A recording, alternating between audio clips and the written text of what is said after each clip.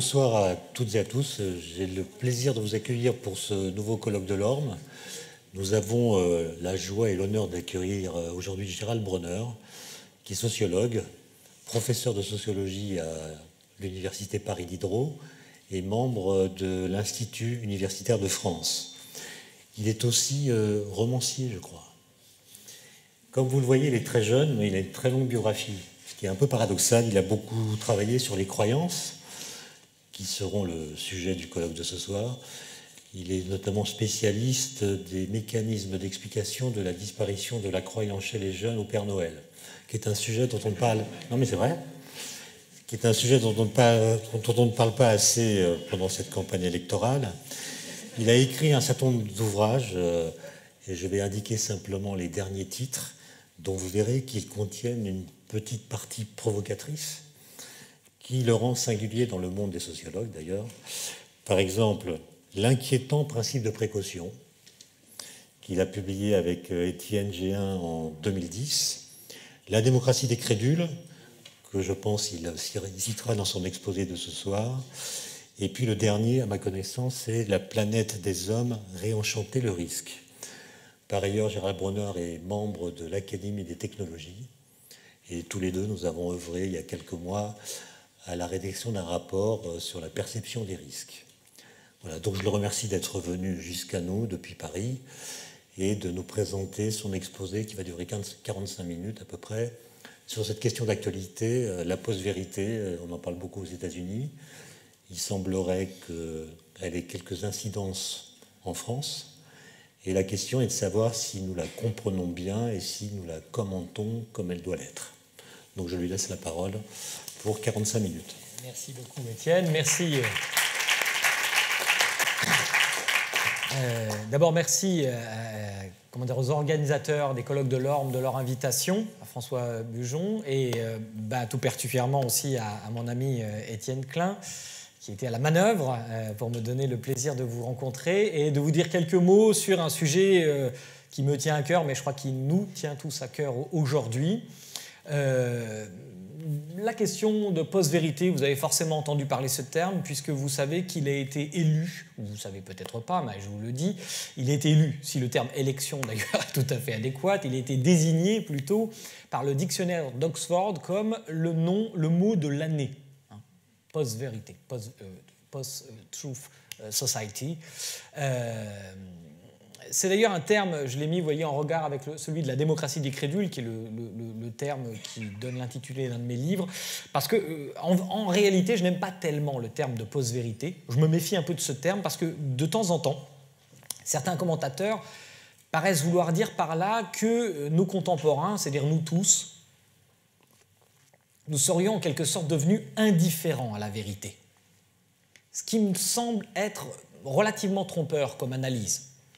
Il est vrai que beaucoup d'idées douteuses, voire d'idées franchement mensongères ou loufoques, traversent l'espace public ces derniers temps. C'est ça qui nous a marqué, notamment à l'occasion de l'élection américaine. On a beaucoup commenté cela, par exemple, l'idée selon laquelle le pape François soutenait officiellement Donald Trump a été partagée des millions de fois sur Facebook. Ce qui était, jusqu'à preuve du contraire, faux, effectivement, une fausse information. Est-ce que ça l'a servi? Bon, c'est une autre question. Du moins, il a été élu. Je ne dis pas que c'est en fonction de cette information-là, mais c'est relativement, effectivement, troublant.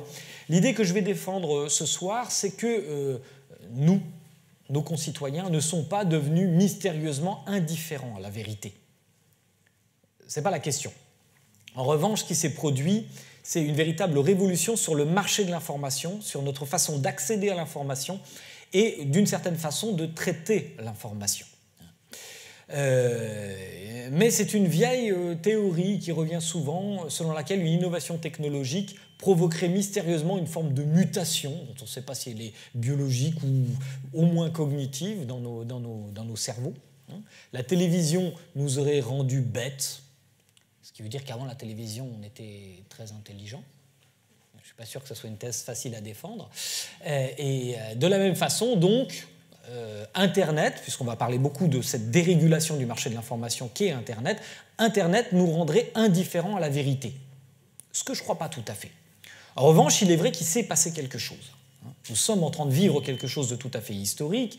Même si on jette un coup d'œil superficiel sur notre contemporanéité, on voit que, par exemple, les théories du complot ont une fertilité qu'elles ont rarement connue dans l'histoire. On observe, par exemple, pour prendre le cas de la France, que 9% de nos concitoyens se méfiaient des vaccins au début des années 2000 et qu'ils sont plus de 40% aujourd'hui, ce qui place la France dans les pays observés au top niveau. 40% de nos concitoyens croyaient en 2005 que vivre près d'une antenne relais était de nature à nous faire développer un cancer, contraire à ce que je crois être l'orthodoxie de la science sur cette question. 40% en 2005, ils étaient plus de 60% en 2010. De la même façon, plus de 50% de nos concitoyens considèrent aujourd'hui que respirer l'air des villes est plus dangereux ou aussi dangereux pour la santé que de fumer des cigarettes, ce qui est aussi relativement troublant. Et d'une façon générale, face à nos assiettes, on se souhaite plutôt bonne chance que bon appétit.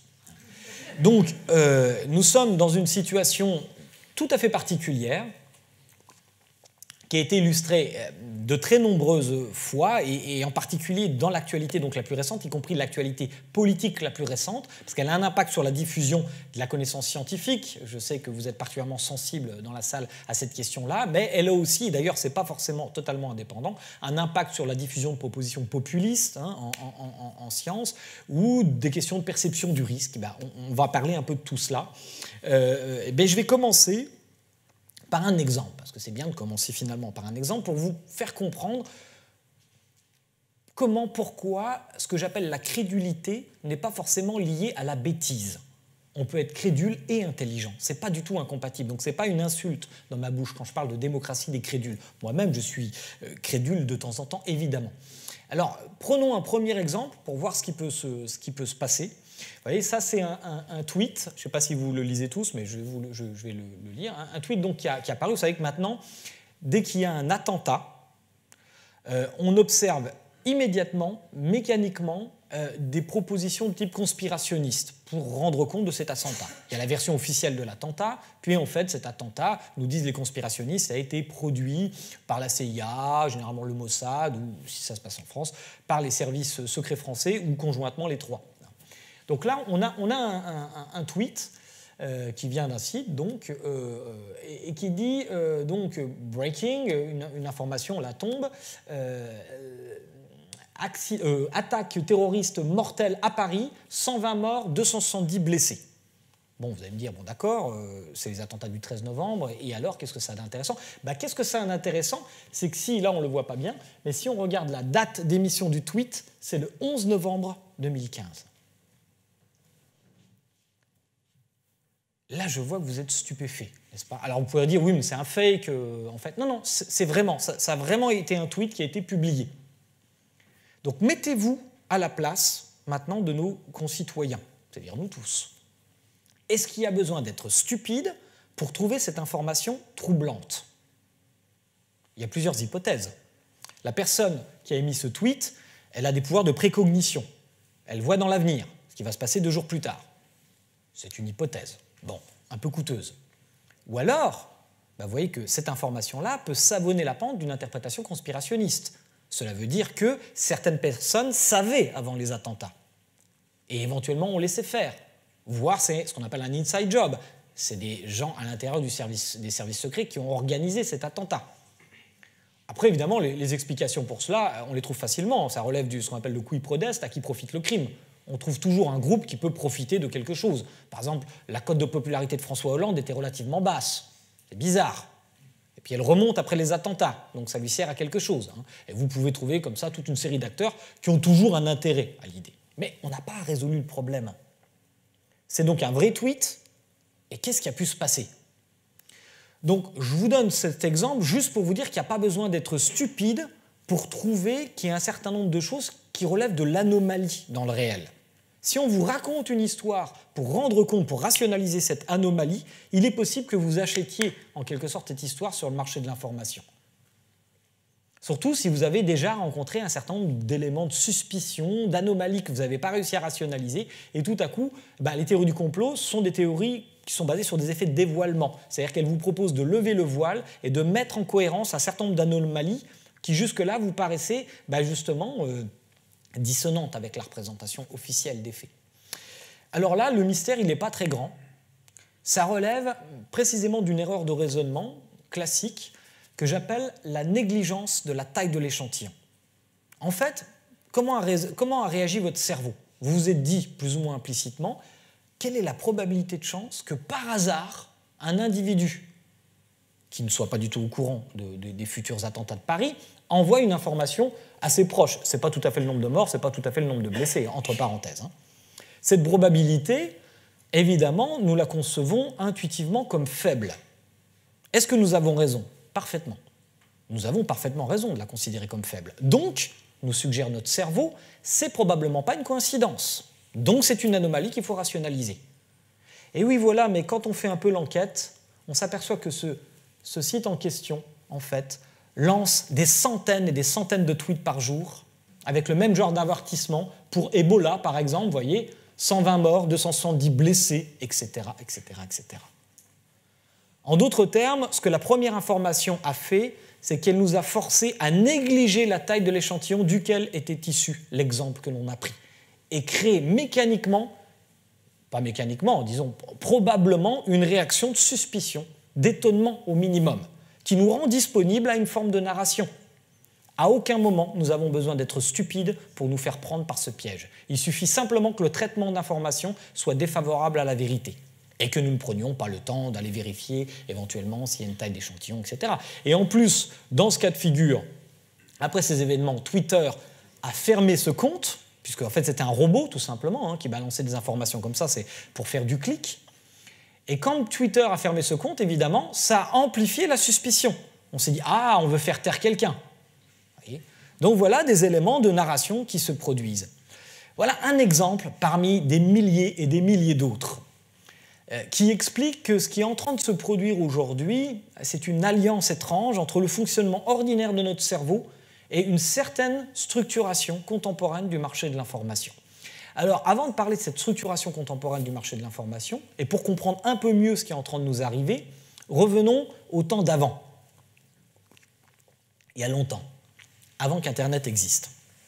Parce que ce n'est pas Internet qui a inventé les théories du complot, y compris la méfiance contre les vaccins. J'ai un de mes thésards qui a fait ça, enfin, il n'est plus mon thésard, il a fini sa thèse sur la représentation des vaccins et qui a montré que les argumentaires anti-vaccins sont très très antérieurs, sont quasiment aussi anciens que les vaccins, donc c'est très vieux. Et donc, Internet n'a rien inventé, bien entendu. Internet n'a rien inventé, par contre, Internet a changé évidemment les conditions de diffusion de l'information. Et en particulier, on peut dire que ce qu'Internet crée massivement, c'est une dérégulation du marché de l'information. Qu'est-ce que j'entends par là?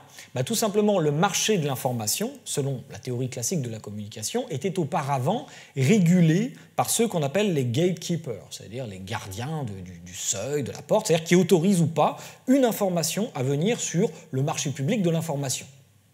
Par exemple, vous êtes journaliste, vous êtes un gatekeeper. À la limite, un professeur d'université comme moi, un président d'université, un politique, etc. Toute une série d'acteurs qui sont considérés comme légitimes pour parler dans l'espace public, qui étaient considérés comme légitimes pour parler sur l'espace public. Typiquement, vous avez, comme il y a toujours eu, une rumeur dans une ville, ce qu'on appelle des balais bleus ou balais roses. Le maire de la ville serait impliqué dans un réseau de pédophilie. Voilà une légende urbaine classique qui existe dans presque toutes les grandes villes. Évidemment, il y a des lettres de dénonciation anonymes. Il y en a toujours reçu des lettres de dénonciation anonymes dans les journaux. Seulement, le journal local qui reçoit ça, il connaît bien l'affaire et la plupart du temps, il ne la traite pas. Bref, il régule le marché de l'information. Il dit cette information-là, je ne l'autorise pas à percer sur le marché public de l'information. Il y a donc une régulation du marché de l'information. Voilà. Ça n'empêche pas les rumeurs et les croyances d'exister. Ça n'empêche pas les propositions conspirationnistes d'exister ou les argumentaires anti-vaccins d'exister, bien entendu, mais il y a quelques contre-exemples, mais globalement, ce sont des propositions intellectuelles qui existent auparavant dans des espaces de radicalité, dans des fanzines, par exemple, ou par le bouche à oreille. La plupart du temps, les légendes urbaines ou toutes sortes de théories existent principalement par le bouche à oreille. Donc elles existent dans l'espace social. Mais elles ont comme support donc les interactions humaines. Et ça, c'est intéressant, parce qu'on peut se demander, mais alors quelles sont leurs caractéristiques dans le temps d'avant? Et qu'est-ce qui a changé? C'est ça qui va nous permettre de comprendre notre situation présente. Leurs caractéristiques, donc, dans le temps d'avant, comment on peut les approcher? Je vais me référer très rapidement à les travaux de collègues qui s'appellent Allport et Postman, qui, à la fin des années 40, années 50 du XXe siècle, ont essayé d'approcher cette question des rumeurs. Parce que c'est super dur, les rumeurs, quand on travaille en sciences sociales. Jusqu'à avant Internet, moi je travaillais déjà sur les croyances collectives, avant qu'on ait à disposition comme ça cet outil qui nous permet d'avoir des traces sociales qu'on n'avait pas avant. Quand vous voulez travailler sur une rumeur, le problème, c'est que quand vous en entendez parler en tant qu'individu, avant d'avoir envie de travailler sur elle, ça veut dire que le processus est déjà constitué. Donc pour trouver l'origine du processus, c'est très facile du coup de travailler sur les rumeurs constituées, mais vous ne connaissez pas grand-chose de leur processus de constitution. De fait, parce que l'information vous parvient quand elle est sous forme de rumeur. Alors des collègues se sont dit, ce qu'on va faire, c'est que basiquement, on va faire des expérimentations en travaillant sur l'interlocution. Par exemple, je vais montrer une photo, par exemple la photo de cet amphithéâtre, alors avec plein de personnages, qui est assez complexe, puis je vais la montrer à monsieur, qui va raconter cette photo, qui va la narrer à monsieur, qui n'aura pas vu la photo, lequel va raconter à Étienne, etc., etc., etc. Et donc, comme vous l'imaginez sans doute, la narration va se déformer dans l'interlocution. Donc on peut travailler sur cette déformation, comment ça marche, quelles sont les lois ou les tendances qui président plutôt à cette déformation. Rien déjà que 6 ou 7 intermédiaires, et on sait que la narration est très éloignée de l'image initiale. Est-ce qu'elle se développe? Est-ce qu'elle se modifie aléatoirement? N'importe comment, cette narration? Non, il semblerait qu'il y ait des règles. 1, il y a une simplification. Vous me direz, c'est pas très étonnant. Effectivement, une image complexe va être de plus en plus simplifiée pour être ramenée à des traits.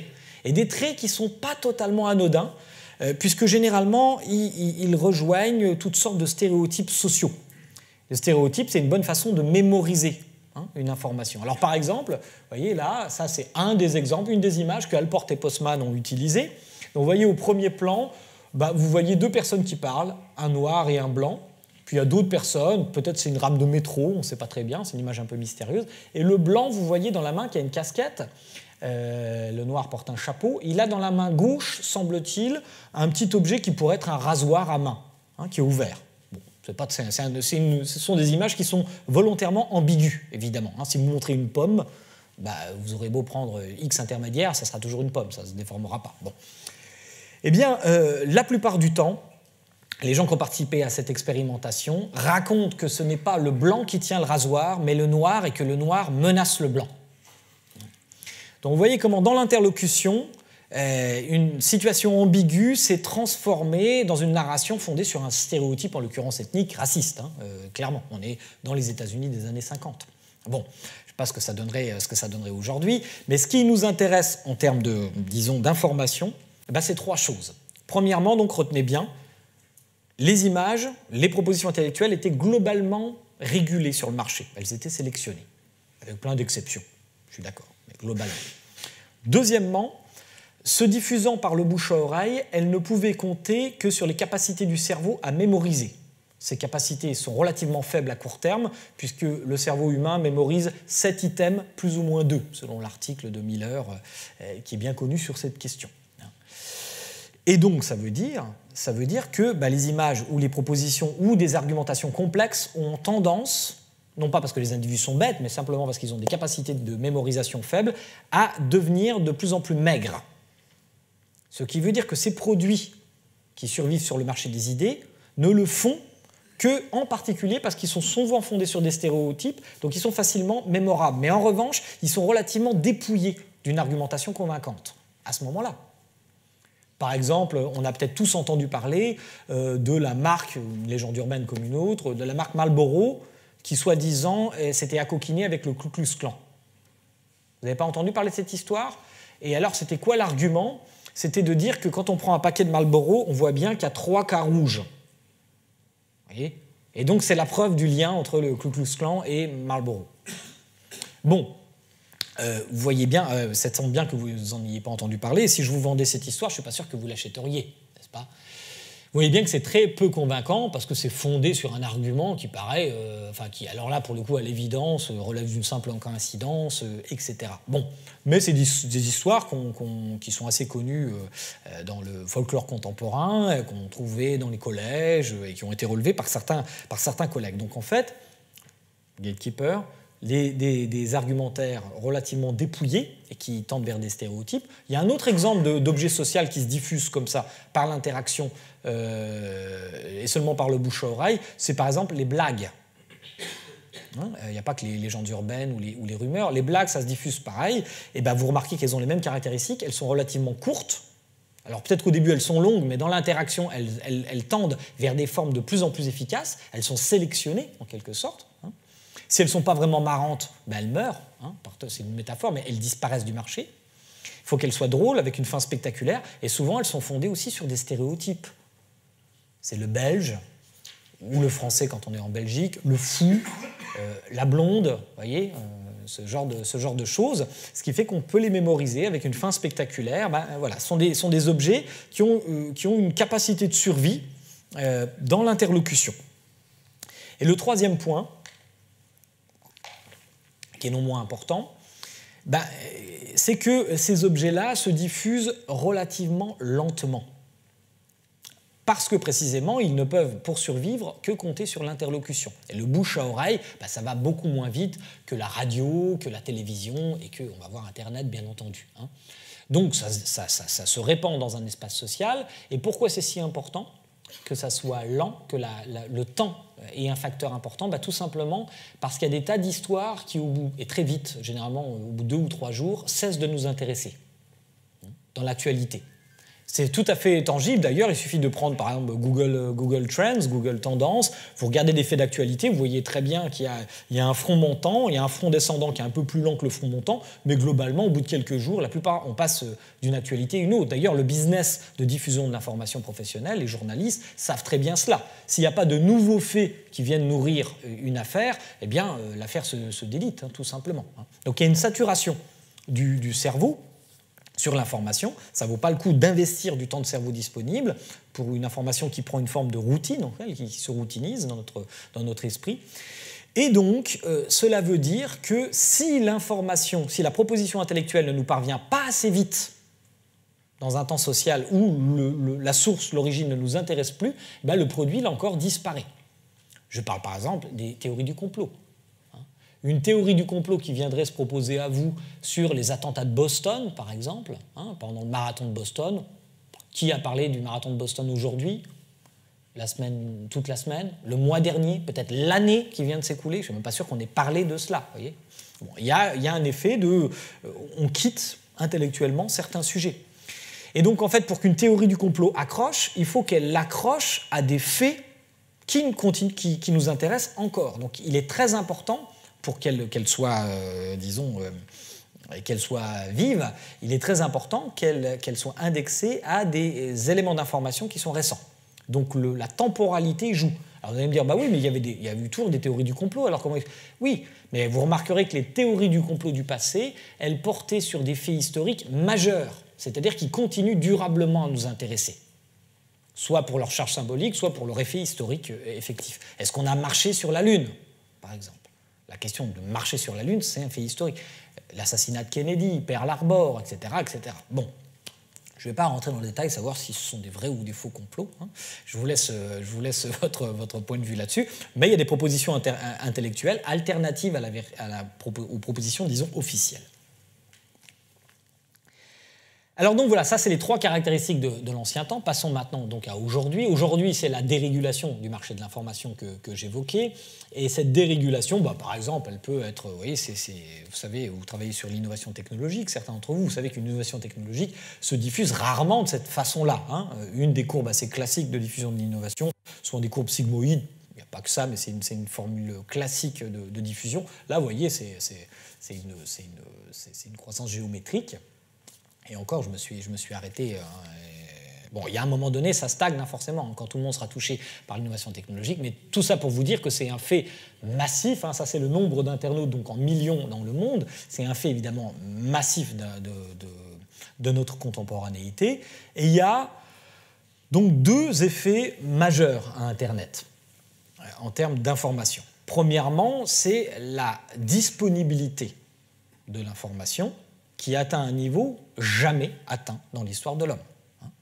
Il y a eu, dit-on, plus d'informations produites au début des années 2000, au début des années 2000 seulement, que depuis l'invention de l'imprimerie par Gutenberg. On avait, si j'en crois ceux qui ont travaillé sur ce point, produit 150 hexabits de données en 2005, ce qui est déjà considérable, j'ai cru comprendre. Et 5 ans plus tard, on avait produit 8 fois plus. Donc il y a une énorme disponibilité de l'information. Et ça a déjà un premier impact que je décrivais dans la démocratie des crédules. C'est que paradoxalement, vous savez, on croyait, on avait même écrit à l'UNESCO, il y avait un rapport comme ça sur les sociétés de la connaissance. C'est un peu pour ça que j'ai appelé la démocratie de la connaissance, c'est pour ça que j'ai appelé mon livre La démocratie des crédules. On imaginait, et je comprends, là aussi, ça n'a rien à voir avec la stupidité, c'était un projet, un espoir tout à fait compréhensible, on imaginait qu'avec la disponibilité de l'information, les gens allaient être de plus en plus informés, et donc formés intellectuellement, et donc on allait atteindre enfin des sociétés de la connaissance. Il y avait un petit problème, dit-on, il y a quand même une fracture numérique, il faudrait réduire la fracture numérique, etc. Mais enfin, globalement, évidemment, plus que l'information scientifique, notamment, sera disponible, et c'est bien vrai qu'elle l'est beaucoup plus aujourd'hui qu'il y a 20 ans ou 30 ans, c'est indubitable. Nous qui sommes chercheurs, on le sait bien, on s'en sert absolument tous les jours. Et que quand moi j'ai fait ma thèse, et ça doit être le cas de beaucoup d'entre vous, on voulait commander un article, il fallait d'abord payer, et puis il fallait attendre à peu près 2 semaines pour l'avoir, et enfin quand on l'avait, on s'apercevait que ce n'était pas vraiment ce qu'on voulait. Donc le prêt inter, ça s'appelait. Donc aujourd'hui, c'est quand même absolument fabuleux. Je veux dire, on peut accéder, si on a des codes, on peut accéder à X articles. Bon, ça, c'est tout à fait remarquable. Et donc c'est bien vrai qu'il y a une disponibilité beaucoup plus grande de l'information scientifique. Mais cela, manifestement, ne s'accompagne pas mécaniquement, en tout cas, de l'apparition d'une société de la connaissance qui serait peu à peu dépouillée de ce qui est considéré comme des ersatz, les croyances collectives, les superstitions, les rumeurs, etc. Ça, c'est un vieux mythe, vous savez, des vases communicants. Ce que la connaissance gagnerait, la croyance le perdrait. C'est pas comme ça. La croyance peut tout à fait progresser et paradoxalement aussi la circulation de la croyance en même temps. Alors pourquoi ? Il y a un petit effet qui est très simple et qui est très connu, un vieux biais mental, une vieille comment dirais-je, tendance de l'esprit humain qu'on appelle le biais de confirmation. Qu'est-ce que c'est le biais de confirmation ? C'est très ancien là aussi, ça n'a rien à voir, ça n'a pas attendu Internet pour exister. C'est le fait que nous, tous, y compris moi qui vous parle, nous avons tendance, pour tester une idée à laquelle nous croyons, d'aller chercher des informations qui vont confirmer cette idée plutôt que des informations qui vont l'infirmer. Donc nous avons tous tendance, y compris dans notre vie sociale, à nous enfermer dans des bulles de confort intellectuel. Par exemple, s'il y a des gens de droite et de gauche ici, ce que j'espère pour la diversité du public, même si je ne suis pas sûr qu'il soit absolument politiquement représentatif des Français, peu importe. En tout cas, selon qu'on soit de droite ou de gauche, on va avoir tendance à lire plutôt, par exemple, je ne sais pas, Le Figaro, ou plutôt Libération, avec de très bons arguments, avec des arguments que la presse d'en face, une presse idéologique, qui défend la réalité, mais bon, voilà. Et donc, en fait, on fait exactement la même chose sur Internet. Sauf qu'Internet, et vous le savez sans doute, maintenant c'est devenu un peu banal, Internet en fait amplifie cette tendance au biais de confirmation. Il l'amplifie par notre tendance à chercher une proximité intellectuelle et aussi par des phénomènes de bulles de filtrage, notamment sur les réseaux sociaux. Vous savez que, notamment sur Facebook, quand vous avez tendance à liker un certain nombre de contenus de vos amis, Facebook va mettre sur votre timeline, en avant un certain nombre de types d'informations précises. Ce qui fait que, à la fois par votre activité mentale normale et par les algorithmes qui président à la diffusion de l'information, vous allez être peu à peu enfermé dans une fréquentation du même. Et donc, contrairement à ce qu'on croyait, non pas à une forme de diversité intellectuelle formidable qui va nous faire devenir des gens raisonnables, rationnels, etc. Ce n'est pas ce qui se produit. Bon, juste une infographie qui n'a pas été faite par moi, mais par Walter Quattrocecchi, qui travaille sur ce qu'on appelle le domaine des sciences sociales computationnelles. Il a fait, donc c'est un peu illisible, mais enfin, c'est pas grave, on voit quand même un peu l'idée. Là, c'est sur une information. Les gens qui sont en réseau en diffusant des informations conspirationnistes versus, sur le même sujet, par exemple sur le vaccin, si vous voulez, versus ceux qui diffusent de l'information d'orthodoxie de la science. Donc vous voyez qu'il y a une grande homogamie en quelque sorte, hein, on voit les couleurs, les rouges, ce serait donc la science, et puis plus on va vers le bleu, plus c'est des profils de type conspirationniste. Donc vous voyez qu'il y a clairement une fréquentation en quelque sorte du même. On voit aussi autre chose qui est intéressant d'ailleurs, c'est qu'il y a en réalité beaucoup plus de conspirationnistes que de gens qui diffusent de l'information scientifique. Sur le Facebook italien, Walter Quattrocecchi a dit qu'il a dénombré 3 fois plus d'individus, de profils qui diffusent de l'information conspirationniste. Alors peut-être que c'est un individu qui a 5 profils aussi, hein. Ça je suis pas, on peut pas, enfin on peut peut-être le vérifier, mais je ne vais pas aller vérifier ça. Mais enfin grosso modo, le rapport de force, il est de 3 contre 1. Donc déjà, ça donne un peu une idée. Donc ça, c'est le premier élément. La massification de la disponibilité de l'information, elle tend à savonner la pente du biais de confirmation. Tout simplement parce que la probabilité de chance que je trouve une information qui va dans le sens de mes compulsions idéologiques, elle est beaucoup plus grande quand il y a beaucoup d'informations que quand il y en a peu. D'accord ? Supposons que vous croyez que la Terre est plate. Il y en a, ça s'appelle les platistes. Là aussi, et il y a un renouveau hein, grâce à Internet là, des platistes. Un truc, il y avait la société de la Terre plate, mais enfin, ouais, il devait y avoir pas grand monde dans cette société, mais là on voit une certaine vitalité. Ah bah, vous êtes platiste, et supposons que par hasard vous avez une bibliothèque avec 10 bouquins. Bah, la probabilité de chance qu'il y ait un bouquin qui aille dans le sens de votre conception, c'est possible, mais c'est quand même très faible. Par contre, si vous en avez 10 millions, il y en a probablement un peut-être qui va défendre cette thèse, n'est-ce pas ? Eh bien, précisément, c'est celui-ci que vous allez aller chercher. C'est ça le problème. Et le deuxième élément, donc, il y a le biais de confirmation, le deuxième élément, c'est qu'aujourd'hui, chacun, et ça c'est la dérégulation du marché de l'information, donc d'une certaine façon c'est une démocratisation du marché de l'information, chacun peut prendre une information et le verser dans le marché public de l'information. Par exemple, là, vous n'êtes pas trop sur vos téléphones, je vous en remercie, mais souvent quand je fais des conférences, il y a des gens qui sont en train de tweeter en même temps.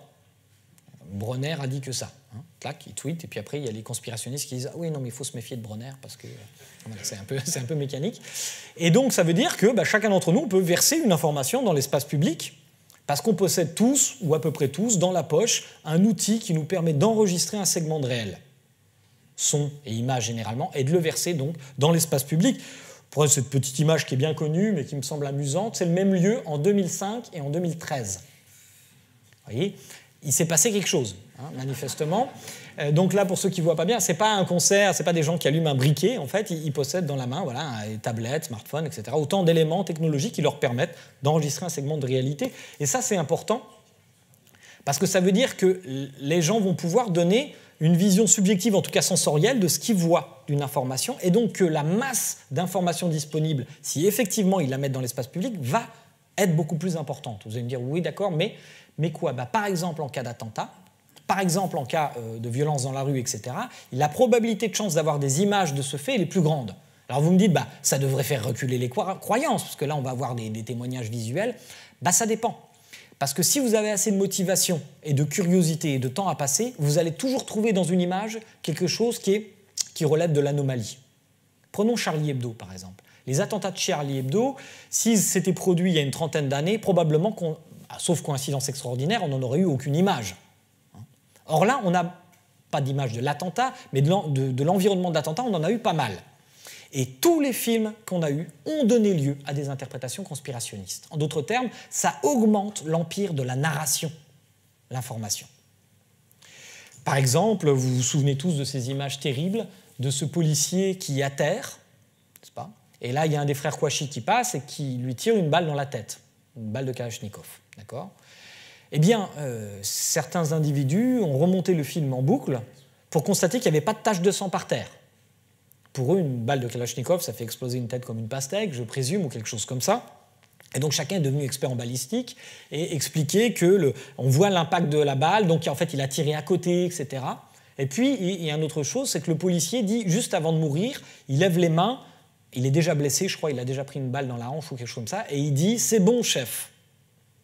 Sans doute pour tenter de sauver sa vie dans un dernier sursaut, genre « j'ai mon compte, je vais rien faire, je te laisse passer ». Et il meurt quand même. Et donc certains conspirationnistes ont dit « ah, il a dit c'est bon, chef ». Donc c'est son chef. Donc c'est bien la preuve que c'est un coup monté. Le policier s'adresse à son chef, il a reconnu son chef, il a dit c'est bon chef, l'opération est en train de bien se dérouler. Faites semblant de tirer une balle, je vais faire semblant d'être mort, etc., etc. Donc ça c'est la double peine en plus pour la famille des victimes. Et vous savez qu'aux États-Unis, maintenant, il y a un thème classique des acteurs. Soi-disant, quand il y a par exemple des massacres, des mass murders, vous savez, sur les campus étudiants, il y a quelquefois des cas comme ça, et ceux qui veulent défendre le droit de posséder des armes aux États-Unis font courir des théories du complot en disant non, mais c'est pas vrai, il n'y a pas eu ce massacre, on fait croire, et donc les gens qui sont étalés sont des acteurs. Et les gens qui pleurent, qui disent je viens de perdre mon ami et tout ça, sont des acteurs aussi. Mais le pire de tout, c'est qu'ils les retrouvent. C'est-à-dire qu'on trouve des photos d'une femme brune en train de pleurer au Bataclan. Ils disent « mais c'est la même qu'à Columbine, par exemple. » Oui, une femme brune qui est en train de pleurer, qui est grimacée, qui grimace de douleur. Ils disent « c'est la même. » Et donc, ça suffit pour créer une anomalie et donc une suspicion. Si on y réfléchit un instant, on se dit attendez, les gens qui ont les moyens de faire des attentats de ce genre, ils ne peuvent pas changer d'acteur. Oui, qu'est-ce que tu fais, Caro, là ? J'ai un petit plan pour toi, il suffit juste que tu prennes l'avion. Alors, on voit bien qu'en prenant un pas de recul, la plupart de ces propositions sont un peu absurdes, mais si on a nez dessus, c'est un argument parmi, vous allez voir, des centaines d'autres qui s'accumulent et qui créent un trouble intellectuel. On se dit, tout ne peut pas être faux, n'est-ce pas ? Et donc, la possibilité pour chacun de verser de l'information, ça crée une drôle de situation, parce que donc, un certain nombre de mes collègues, d'ailleurs, qui sont très intéressants, notamment un qui a écrit « La démocratie Internet », là aussi, misait sur le fait que Internet allait pouvoir créer plus de démocratie directe. Alors ça, c'est un autre thème, j'en parle pas ce soir, la démocratie participative, délibérative, etc. Donc ils applaudissaient, et je comprends cet espoir suscité, sauf qu'Internet, c'est une drôle de démocratie, puisque certains votent 1000 fois, tandis que d'autres ne votent jamais. Le rapport de force qui est en train de se produire sur le marché dérégulé de l'information, c'est qu'il y a des acteurs qui sont beaucoup plus motivés que d'autres à intervenir sur ce marché de l'information. Et beaucoup d'entre nous, beaucoup de nos concitoyens qui sont éclairés, qui ont des compétences, préfèrent laisser tomber. Cette situation, elle crée un drôle d'effet d'oligopole cognitif, c'est-à-dire de domination de certaines propositions. En d'autres termes, certaines propositions deviennent extrêmement visibles alors qu'elles ne sont pas représentatives. Il y a une confusion permanente sur le marché de l'information aujourd'hui entre la visibilité de certaines informations et la représentativité de certaines informations. Par exemple, si vous prenez le moteur de recherche Google et que vous prenez les 30 premiers sites que vous trouvez avec tel ou tel thème, ça c'est un travail classique puisque on sait que les gens en général ne vont pas au-delà des 30 premiers thèmes. Alors, je m'aperçois qu'il faut que j'accélère beaucoup mon propos. Je vais aller beaucoup plus vite. Là, vous voyez tout simplement que si vous prenez les 30 premiers sites, par exemple sur le thème astrologie, monstre du Loch Ness, crop circle, c'est les grands cercles qu'il y a dans les champs de blé, dont certains disent sont des pistes d'atterrissage pour extraterrestres, psychokinèse, pouvoir de l'esprit, de déplacer de la matière ou que sais-je, vous voyez qu'en moyenne, et sur bien d'autres thèmes, si vous tapez vaccin danger par exemple, ce que peut faire quelqu'un qui est un peu inquiet, vous allez trouver 60-70% des sites qui sont favorables à la croyance, n'est-ce pas ? Alors cet effet, évidemment, vous allez me dire, c'est pas grave, l'astrologie c'est plus de 90%, comme vous le voyez, donc vous allez dire, en même temps c'est pas très grave, moi je crois pas à l'astrologie. Qu'est-ce que ça peut faire ? Le problème, c'est que cette visibilité, en réalité, il y a à peu près 20 à 30% des Français qui croient éventuellement aux horoscopes, qui ne moquent pas l'astrologie, donc vous voyez bien que ce chiffre, cette disponibilité de l'information, elle n'est pas du tout représentative. Mais il est dû à ce que certains acteurs sont beaucoup plus motivés que les autres à occuper le terrain vide, si je puis dire. Donc l'impact, c'est le suivant. Supposons que vous alliez dans un supermarché et que vous ayez une marque de dentifrice préférée, d'accord ? Et que cette marque de dentifrice, elle se situe tout en bas ou tout en haut du rayonnage. Vous allez aller la chercher. Vous allez faire l'effort d'aller la chercher parce que c'est votre marque préférée. Mais supposons que vous n'ayez pas de marque préférée et que vous vouliez simplement acheter du dentifrice, il est évident que la structuration de l'achalandage du rayon va avoir un impact statistique sur votre acte d'achat. Sur le marché de l'information, c'est pareil. Ce n'est pas très grave si vous avez un point de vue, mais si vous êtes indécis, par exemple le 11 septembre, un attentat sous faux drapeau ou pas? Est-ce que c'est la CIA? Est-ce que c'est Al-Qaïda? Les vaccins, on me dit que c'est dangereux. Les ondes, on me dit que c'est dangereux. Le nucléaire, que sais-je, etc., etc. Vous tapez quelques mots-clés et vous vous retrouvez enfermé dans une proposition où il va y avoir une visibilité de certains points de vue qui ne sera pas forcément représentatif de l'état de la science, par exemple, et de l'état de la connaissance.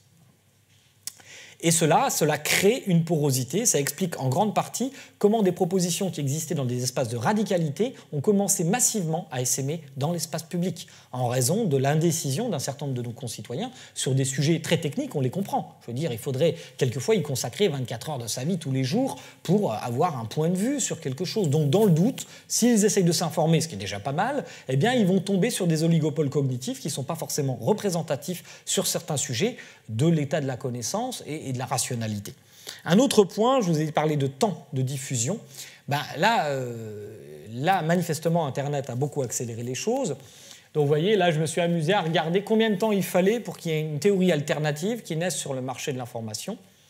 Pour l'assassinat de Kennedy, il a fallu 27 jours pour qu'il y ait un premier article qui dise, bon, les attentats du 11 septembre, pareil, 27 jours. Après les attentats, on trouve une première proposition, Cocorico, c'est une proposition française, c'est sur le réseau Voltaire, c'est Thierry Messant, qui a écrit le livre L'incroyable, je ne sais plus quoi. Enfin bon.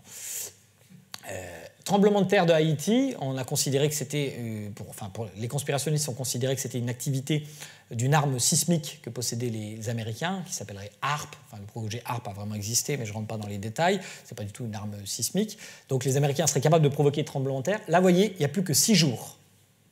L'affaire Mohamed Merah, 0 jours. Les attentats de Charlie Hebdo, 0 jours. C'est-à-dire que le jour même, vous avez déjà des propositions conspirationnistes. Donc vous voyez que le temps de latence, d'incubation en quelque sorte de la mythologie, elle a largement réduit, et ce qui permet d'agréger un certain nombre d'arguments très rapidement. Alors je prends l'affaire Charlie Hebdo, j'ai regardé, argument par argument. C'est un travail long, ça a l'air de rien, mais quand il faut fouiller pour voir à quel jour est arrivé cet argument, vous voyez, le premier jour, le 7 janvier, il y a déjà 26 arguments en faveur de la théorie du complot. Ces arguments, c'est la couleur des rétroviseurs, par exemple. C'est le fait que François Hollande serait arrivé trop tôt sur les lieux. Il a mis à peu près 20 minutes, je crois, et donc c'est impossible, parce que l'Élysée, tout ça, et donc s'il arrivait trop tôt, c'est assez logique, c'est qu'il était au courant avant. Il prépare un attentat, mais il fait la bévue, quoi. Vite, vite, il faut que je me précipite. Voilà. Et vous voyez qu'au bout de 4 jours, il y a déjà plus de 100 arguments en faveur de la théorie du complot. Donc, ça crée un double effet. D'une part, vous vous rappelez qu'avant, sur le marché du bouche à oreille, les propositions de la croyance étaient souvent dépouillées argumentativement, ce qui affaiblissait largement leur performance sur le marché des idées. Aujourd'hui, ces produits cognitifs que sont les croyances sont adossés à des dizaines, voire des centaines d'arguments. Bien sûr, il y en a plein qui sont complètement bidons. Par exemple, il y a un argument qui dit que le tracé de la manifestation en support à Charlie Hebdo formait la carte d'Israël à l'envers. OK. Non, les mecs, ils font des attentats, mais ils veulent quand même marquer leur marque, quoi. Ils veulent dire quand même, on vous a bien eu, quoi. Vive Israël. C'est évidemment, par exemple, ce type d'argument, probablement, il est cru par presque personne. Mais par contre, l'argument de la carte d'identité qui est oubliée, etc., on se dit, ah ouais, c'est gros. Puis un deuxième, ah ouais, c'est quand même... Ah oui. Et puis au bout d'un moment, on ne peut pas mémoriser ces 100 et quelques arguments, mais on se dit, il n'y a pas de fumée sans feu. Il doit y avoir quelque chose. Et ce qu'on voit dans tous les sondages, ce n'est pas forcément une augmentation du taux de croyance conspirationniste, mais par contre une augmentation du taux de gens qui disent « je ne sais pas ». Je ne sais pas exactement ce qui s'est passé. C'est passé là, de quasiment 0% à 30% de gens maintenant dans la population sur le 11 septembre qui disent « je ne sais pas ». Vous avez 20% des gens qui disent « c'est un complot » et 30% qui disent « je ne sais pas ». Donc en fait, il y a un autre élément, c'est celui de l'intimidation intellectuelle. Si vous voulez répondre à ces gens, il faut que vous soyez prêt à consacrer 24 heures de votre temps, tous les jours ou presque, pour répondre à ça. Qui a envie de faire ça? Seuls ceux qui sont vraiment porteurs de croyances ont envie de faire ça. Et c'est pourquoi il y a une domination sur ce marché des plus motivés. Ce ne sont pas forcément les croyants les plus motivés, mais souvent, ils sont plus motivés. Quand vous êtes conspirationniste, Ça fait partie de votre identité d'une certaine façon. Vous, ça ne vous viendrait pas à l'idée de dire, en tant qu'identité, moi je me présente, bonjour, je ne crois pas à la théorie du complot du 11 septembre. Ça ne fait pas partie de votre identité, c'est un élément négatif de votre identité. Vous n'y pensez pas. Mais la personne qui conspirationnise du 11 septembre, elle y pense. Ça fait partie de son identité. Elle attend quelquefois dans la conversation de pouvoir placer. Ça fait partie d'une motivation très forte. Et elle le fait sur le marché des idées. Il y a plein d'illustrations de cela. Je passe juste sur le fait que donc tout cela augmente largement la pression concurrentielle sur ce marché de l'information. La pression concurrentielle, parce que maintenant, il y a une rapidité à diffuser l'information. Vous êtes en concurrence, si vous êtes un journaliste, avec quelqu'un qui peut tweeter quelque chose. Et donc, ce qu'on observe, je vais aller très vite sur ce point, c'est une contamination de l'information, on va dire, conventionnelle, les gatekeepers, par l'information non conventionnelle. Il y a des tas d'informations que les gatekeepers ne traitaient pas avant, c'est-à-dire les journalistes, et qu'ils traitent maintenant aujourd'hui. Ils sont contaminés, en quelque sorte, par l'information non conventionnelle. Et pourquoi ils sont contaminés? Pour des raisons de survie économique, la plupart du temps. C'est un business model de diffuser de l'information qui est lié, comme dirait l'autre, à la captation de temps de cerveau disponible. Ce qui va vous faire survivre, c'est de pouvoir capter du temps de cerveau disponible. Vous allez vendre de la publicité, grosso modo, c'est ça le truc. C'est vrai que c'est comme ça que ça fonctionne. Et donc, vous êtes très tenté d'indexer votre offre d'information sur la demande d'information supposée. C'est une situation que j'appelle une situation de démagogie cognitive. C'est-à-dire une offre d'information qui va à la recherche de la demande d'information. Alors on pourrait jeter la pierre aux médias, mais on se tromperait. Nous sommes collectivement responsables de cela. C'est notre médiocrité collective qui est responsable de cela. Un média russe avait décidé, un jour, en annonçant la date, sur Internet, c'est un média sur Internet, aujourd'hui je n'annoncerai que des bonnes nouvelles. Parce que les journalistes annoncent toujours les trains qui arrivent en retard, tout ça. Non, ok, j'ai entendu, on n'annoncera que des bonnes nouvelles. Le flux a été divisé par 10. Ça veut dire que ça ne nous intéresse pas, les bonnes nouvelles. Notre cerveau ne s'intéresse pas à une bonne nouvelle, à une routine, etc. On en parlait avant la conférence, qui nous intéresse, et nous tous. C'est une information qui relève du risque, du danger, ou de la sexualité, de la violence. On ne s'intéresse pas qu'à ça, bien entendu. Mais il est évident qu'on va être tenté de cliquer sur une vidéo qui nous dit « François Fillon vient de se faire gifler ». Qui ne regarderait pas cette vidéo? Et pourtant, c'est quoi l'information politique là-dedans? Vous voyez, Manuel Valls s'est fait gifler. Moi, je suis allé voir la vidéo. Il n'y a que moi dans la salle, d'accord? Mais enfin, voilà. Donc, grosso modo, cette indexation de l'offre d'information sur la demande d'informations potentielles, elle crée donc une situation de démagogie cognitive, c'est comme en politique, si vous voulez, quand l'offre politique s'indexe sur la demande, on appelle ça de la démagogie, voire du populisme. Et du coup, et c'est ça une partie du drame, c'est que comme l'information va de plus en plus vite et qu'elle est un peu démagogique, elle a tendance à compter pour être virale sur le fonctionnement ordinaire de notre cerveau. Notre cerveau est formidable, mais dans un certain nombre de cas de figure, il déconne à plein tube. Bon. Et systématiquement, quasiment systématiquement. Par exemple, c'est le domaine des illusions. Prenons une illusion d'optique, par exemple. Vous voyez, A et B, les cases sont de la même couleur. Mais votre cerveau vous commande de croire l'inverse. N'est-ce pas? On a l'impression que la case A est noire et puis la case B est blanche. Et pourtant, elles sont vraiment de la même couleur. Donc on a des réactions psychiques, si vous voulez, fautives. Si une information est mise en scène d'une certaine façon, elle crée une réaction psychique fautive. Ah bon, ok, je vous fais des... D'accord? Il dit, il a peut-être changé de couleur entre les deux slides. Ok, donc je vais faire comme ça, d'accord? Vous voyez que c'est la même? L'illusion est là, l'illusion disparaît. Elle est là, elle disparaît. Je refais encore. Ok, bon. Donc il y a toutes sortes d'illusions, bien sûr, d'optique, mais le domaine qui nous intéresse le plus, c'est ce qu'on va appeler des illusions cognitives, des biais cognitifs, pour ceux qui connaissent le terme. Les biais cognitifs, c'est tout simplement des suggestions intellectuelles qui nous viennent assez intuitivement.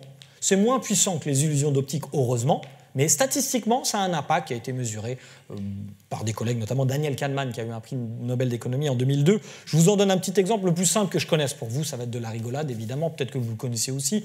Voilà un petit problème. Une balle de baseball et une batte coûtent ensemble 110 €, les deux ensemble. La batte coûte 100 € de plus que la balle. Combien coûte la balle? Bon, vous savez que ce n'est pas 10 €. Hein. Mais quand même, quelque chose seulement vous êtes dit, c'est pas 10 euros. Et le fait de dire c'est pas 10 euros, c'est que vous avez une suggestion de faut pas que je dise 10 euros parce que dans le contexte social où je suis, on cherche à me tromper.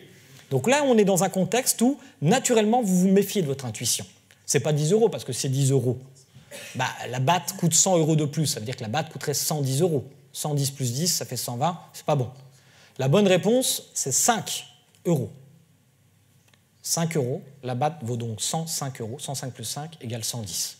C'est un niveau de cours élémentaire hein, en mathématiques. Donc vous voyez que, devant vous, je n'oserais pas m'avancer sur ces questions. Il est évident que ça n'a rien à voir avec l'intelligence à proprement parler. Vous avez tous largement le niveau pour comprendre que c'est une simple addition. Et pourtant, nous sommes porteurs de cette suggestion, n'est-ce pas ? Prenons un autre exemple. Vous allez voir que, parce que là, je ne vois pas le rapport avec des croyances, mais prenons ça par exemple. Les femmes très intelligentes, c'est une vérité statistique, ont tendance à épouser des hommes moins intelligents qu'elles. Ben, si je pose cette question, même à mes étudiants de sociologie, ils vont immédiatement avoir des théories. Ah ouais, parce que là, ouais, non mais c'est normal, parce que les femmes, elles ont intériorisé des trucs, donc je sais pas quoi. Ben non, c'est juste une question de régression vers la moyenne, statistiquement. Il est normal, statistiquement, une femme très intelligente, c'est une rareté statistique, comme pour les hommes très intelligents, que les choses soient claires. C'est une rareté statistique, donc si on puise dans un échantillon au hasard, il est normal qu'en toute probabilité, elle rencontre plutôt des hommes moins intelligents qu'elle. C'est assez normal. Il n'y a pas de théorie à plaquer là-dessus. Peut-être qu'en plus, il y a des explications sociologiques et psychologiques, d'accord, mais la première explication qui devrait nous venir, c'est une explication basée sur la régression vers la moyenne. En l'occurrence, il y a une négligence de la régression vers la moyenne. Mais voyez comment une information présentée d'une façon suscite tout de suite des théories fautives. Je vais vous donner un autre exemple. Sachez qu'il y a plus de 150 biais cognitifs qui ont été identifiés, puis je m'arrêterai vraiment là pour qu'on puisse discuter. Mais pour vous montrer l'impact du cadrage de l'information, parce que c'est ça dont on parle en fait. L'information est cadrée et suscite des réactions psychiques. Alors elle est cadrée pas forcément volontairement, je ne fais pas de la théorie du complot. Il y a un certain nombre d'acteurs qui diffusent des âneries, mais qui sont sincèrement convaincus de la vérité de ces âneries. Prenons ce problème. Supposons que 600 personnes ont été exposées à une maladie mortelle, vous devez choisir entre deux options. Sauver 200 personnes ou avoir 33% de chance de sauver tout le monde et 66% de chance de sauver personne. Il n'y a pas de bonne solution, là, je veux dire, c'est un dilemme. Vous choisissez ou l'un ou l'autre. Bon, on fait ce problème avec une partie de l'amphithéâtre. Ah, vous êtes séparés dans deux amphithéâtres différents. Et je vous fais, je mesure vos réponses. D'accord. Je prends l'autre partie de l'amphithéâtre. Ok, je sais bien utiliser ça. L'autre partie de l'amphithéâtre, et je leur pose ce problème-là. Supposons que 600 personnes ont été exposées à une maladie mortelle. Vous devez choisir entre deux options. Ok ? Vous laissez mourir 400 personnes, mais 200 survivent. Il y a 66% de chances que tout le monde meure, mais 33% que tous survivent. Bon, là, je pense que vous avez mémorisé suffisamment. C'est exactement le même problème, mais le cadre de présentation du problème est différent. En fait, on ne présente pas les données tout à fait de la même façon. Voilà, je vous les ai même remis pour que vous en soyez absolument certains. Du point de vue du calcul de l'espérance mathématique, c'est pareil. Et puis, vous voyez que là, c'est soit on dit sauver des 100 personnes, soit vous laissez mourir 400 personnes. Mais j'ai même rajouté quand même, parce que je suis sympa, mais 200 personnes survivent. Bon, alors on a fait ce test, enfin c'est pas moi qui l'ai fait, mais des collègues l'ont fait. Et dans ce cas de figure, 72% des sujets de l'expérience choisissent la première option. D'accord ? Et l'autre groupe, eux, ils sont 78% à préférer la deuxième option. Vous voyez combien le cadre, ce qu'on appelle le frame effect, le cadre de présentation du problème, un problème hyper simple, peut avoir un impact massif sur le type de réaction psychique qu'on peut avoir et sur le type de croyance qu'on peut endosser. Si vous ajoutez à cela un environnement idéologique qui va faire que cet environnement va encore accélérer un certain nombre de dispositions mentales que nous pouvons avoir, par exemple la surestimation des faibles probabilités, nous avons tendance à multiplier par 10 ou 15 les faibles probabilités, de sorte que si on nous demande de délibérer collectivement sur les risques éventuels d'une innovation technologique, qui sont très faibles, nous allons focaliser notre attention sur des très faibles probabilités. Et nous allons les surestimer intuitivement. De la même façon, une innovation technologique implique des bénéfices ou des coûts. Oui, mais voilà, pour compenser psychiquement 1 euro de coût, il faut 2,5 euros de bénéfices. Il y a une balance inéquitable des coûts et des bénéfices, etc., etc. Il y a toute une série donc, de biais qui enserrent notre cerveau, qui ont d'ailleurs été longtemps utiles, mais qui peuvent aboutir aujourd'hui à des situations, disons, suboptimales. C'est le moins qu'on puisse dire, surtout sur un marché de l'information comme vous l'avez vu, qui est largement dérégulé. Je vous remercie.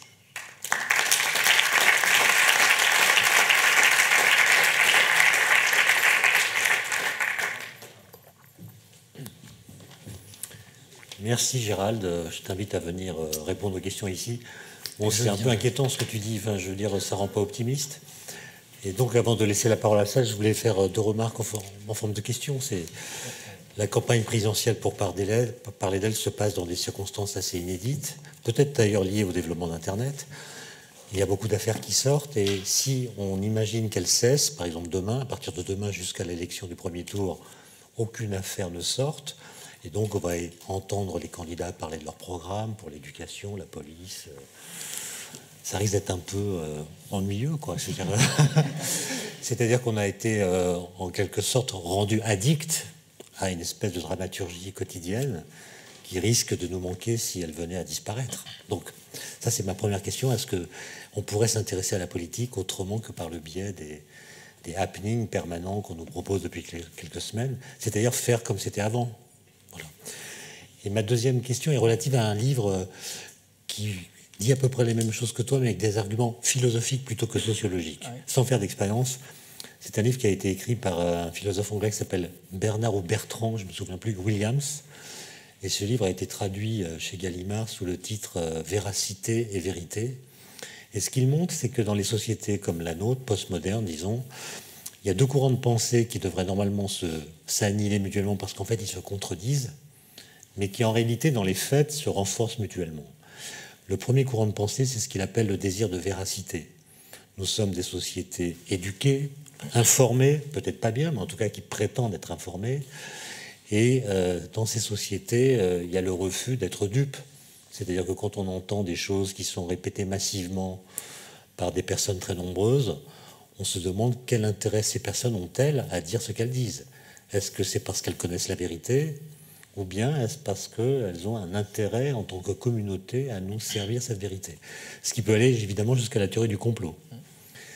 Et c'est une tendance, ce désir de véracité, qui est parfaitement légitime en démocratie. On ne veut pas être trompé, c'est légitime. Mais ce que montre Bertrand Williams ou Bernard Williams, c'est que ce désir de véracité qui devrait normalement servir la vérité, en fait, aboutit à ce qu'il appelle un déni de vérité. C'est-à-dire que dès qu'on tombe sur une vérité, on se demande si elle n'est pas historique, contextuelle, culturelle, provisoire, etc. Et donc on vient défaire l'idée même qu'il y aurait des vérités. Et son explication, c'est que le désir de véracité introduit dans la société un processus critique généralisé qui vient défaire l'idée qu'il y aurait des vérités assurées. Et donc on voit proliférer des thèses qui sont contredites, et la réaction que nous avons, c'est soit d'adhérer à l'une de ces thèses, soit de dire on ne sait pas. Et donc c'est la promotion du doute plutôt que, à la fin, l'apparition d'une vérité qui serait le résultat d'une enquête. Est-ce que c'est la même chose que ce que tu dis, ou est-ce que... D'abord sur la campagne présidentielle qui a commencé par une gifle et qui après s'est déployée avec d'autres moyens. Oui, ben, effectivement, je pense que alors ça n'exonère pas du tout de leur responsabilité les acteurs politiques qui se sont compromis dans peut-être des emplois fictifs, etc. Je ne suis pas du tout à déplorer le fait. Un des avantages, disons, de cette situation, c'est que tout de même un certain nombre d'acteurs fautifs sont pris la main dans le sac, cette transparence-là. Mais bon, en effet, d'un autre côté, il faut bien constater qu'on ne parle que de cela depuis le début de la campagne. Bon, il y a eu les primaires quand même, où il y a eu un certain nombre d'échanges d'arguments. Et c'est bien sûr la faute des médias, mais c'est notre faute à nous aussi. C'est-à-dire que l'offre et la demande sont largement imbriquées. Pour répondre à cette question, je vais prendre un exemple un peu plus ancien, et qui est un classique maintenant de sociologie des médias. C'est que vous savez, pendant longtemps en France, mais pas qu'en France, aux États-Unis, c'est vrai aussi, contrairement à ce qu'on croit, pendant longtemps, les journalistes ne se sont pas occupés des affaires intimes des hommes politiques. Est-ce qu'ils avaient des maîtresses, etc. On croit qu'aux États-Unis, on s'intéresse à ça. C'est pas vrai. Pendant longtemps, les présidents américains ont pu être tranquilles dans leur vie privée sans que les médias fassent des scandales. Vous voyez, ce qui est arrivé à Clinton, par exemple. Donc l'affaire Clinton marque d'ailleurs une entrée claire dans cette question. Et vous savez bien qu'en France, par exemple, on a eu un président de la République qui a eu une fille secrète, qu'il a réussi à tenir secrète, alors que chacun sait que tous les comités de rédaction étaient au courant de l'existence de Mazarine Pinjot. Tout le monde savait, mais il y avait une convention déontologique, en quelque sorte, entre tous ces médias. Pas quelque chose d'écrit, je dis bien une convention, pas un pacte. Une convention implicite. On ne parle pas des affaires privées parce qu'on considère qu'après tout, on peut être un excellent président même si on a une vie parallèle, ça le regarde, etc. Bon. Ou même sur l'homosexualité d'un individu. On a vu récemment un candidat être obligé, enfin, ou se sentir obligé, en tout cas, de démentir formellement, publiquement, des rumeurs, des allégations concernant son homosexualité. Ça veut dire qu'il y a bien eu des informations qui ont été diffusées de ce point de vue. Alors que, donc, pendant longtemps, tout ça, quand le marché était régulé, c'était mis sous un couvercle. Et on voit manifestement, et d'ailleurs les politiques en jouent, évidemment, ils mettent en avant leur compagne ou leur compagnon. Tout cela est devenu maintenant un élément de communication. Et si on se souvient donc de François Mitterrand, prenons l'affaire François Hollande et Julie Gaillet, dont on a tous entendu parler. Cette affaire, elle commence quand même, c'est le président sur son scooter, vous savez. Cette affaire, elle commence quand même dans Closer. Donc en fait, c'est un photographe de Closer qui prend en photo François Hollande se rendant manifestement chez Julie Gaillet, qui est sa maîtresse. Bon. Et qui tente le coup d'en faire sa première page. C'est donc un acteur hétérodoxe en quelque sorte sur le marché. C'est pas non plus Le Monde et Libération. Mais qu'est-ce qui s'est passé la semaine suivante? Tous les journaux en ont parlé. Et même un tiers des questions qui ont été posées à François Hollande lors de sa conférence de presse, c'est une coïncidence qui a suivi cette affaire, portaient sur l'affaire Julie Gaillet. Et alors c'est formidable parce que M. Berluet, qui est un bon journaliste d'ailleurs, un journaliste du Figaro, pose la première question à François Hollande en tant que responsable, président de l'association des journalistes de l'Élysée. Enfin, il y a une association comme ça. Donc il pose à la conférence de presse la première question, il la pose sur Julie Gaillet. Et en même temps, immédiatement après, il tweet « Albert Londres, pardonne-moi ». C'est-à-dire qu'il a parfaitement conscience du dilemme dans lequel il se trouve. En d'autres termes, en tant qu'offreur d'informations, il ne peut plus ne pas parler de cela. Et pourquoi? Mais aussi parce qu'il y a une demande très forte. Tout simplement, là encore, vous utilisez, parce qu'avant, on aurait pu, beaucoup de sociologues préfèrent des théories fondées sur l'offre qui conforme la demande. C'est l'offre qui crée la demande. Mais en l'occurrence, ça peut se produire d'ailleurs, mais en l'occurrence, il suffit de regarder sur Google Tendance. Google Tendance, vous savez, c'est un moteur que vous trouvez sur Internet librement, et ça pointe, en fait, de façon normée, ça pointe le nombre enfin pas le nombre, plutôt le nombre relatif, on va dire, de demandes sur un sujet ou sur un autre. Donc vous voyez au jour près, ou dans certaines régions, qui a tapé Julie Gaillet, par exemple. Et vous voyez qu'il y a une pointe énorme de demandes Julie Gaillet avant que les médias conventionnels en parlent. Donc il y a une appétence, il y a une demande très forte sur cette question. Et moi-même, je suis allé voir ce que c'était que cette histoire. Et puis voilà, les gens tapent Julie Gaillet, c'est qui cette Julie Gaillet? Si en plus ils peuvent taper Julie Gaillet nue, éventuellement, vous voyez, ce genre de choses. Bon. Et évidemment, ce sont des vérités indicibles publiquement, mais le problème, c'est que les données massives révèlent en fait notre médiocrité collective. L'idéologie, souvent, cherche à masquer notre médiocrité collective. Mais le marché, tel qu'il se constitue, dévoile notre médiocrité collective. C'est comme pour l'alimentation, si vous voulez. Nous avons une appétence forte pour ce qui est sucré et gras. Et c'est comme ça, quand le marché a été dérégulé, ce qui s'est imposé mondialement, c'est la pizza, le kebab, le hamburger, ce genre de choses. On Arte, on regarde TF1. Bien sûr, et comme personne dans mon entourage n'avait voté Sarkozy. Ils sont où? Qui a voté Sarkozy? Alors sans doute mon entourage n'est pas très représentatif, mais enfin quand même. Bon, vous voyez, il y a des vérités privées, des vérités publiques, c'est pas la même chose. Le deuxième point, oui, je suis assez d'accord avec Williams, effectivement, c'est la question du droit au doute. Le droit au doute est une nécessité absolue en démocratie, bien entendu, nous avons le droit au doute, mais comme tout droit, ça s'accompagne de devoirs. Et les devoirs dont doit s'acquitter le doute, c'est tout simplement la pensée méthodique, c'est-à-dire faire attention à la contamination du croire par le désir. Mon croire est facilement contaminé par mon désir, et si j'ai envie, encore une fois, de chercher des anomalies, je peux parfaitement construire un appareillage pseudo-rationnel, mais qui va paraître tout à fait rationnel, avec des tas d'arguments, et qui vont paraître convaincants, et c'est bien l'état dans lequel effectivement on est. C'est pour ça que je parle de démocratie des crédules. C'est vrai qu'il y a un peu de provocation dans ce titre, mais pas seulement. C'est-à-dire que c'est vraiment le cœur depuis toujours du danger démocratique. C'est-à-dire tout à coup le divorce entre l'opinion publique et l'intérêt général. Alors dans la salle, il y a beaucoup de scientifiques qui vont te poser des questions, mais justement, les scientifiques savent ou voient qu'il est difficile de transmettre des idées scientifiques dans le climat que tu décris. Et Nietzsche avait écrit, à la fin du XIXe siècle, un texte qui s'appelle « L'avenir de la science », un texte d'une page qui est dans « Humain, trop humain ». Et il prévoit que le goût du vrai va disparaître à mesure qu'il garantira moins de plaisir.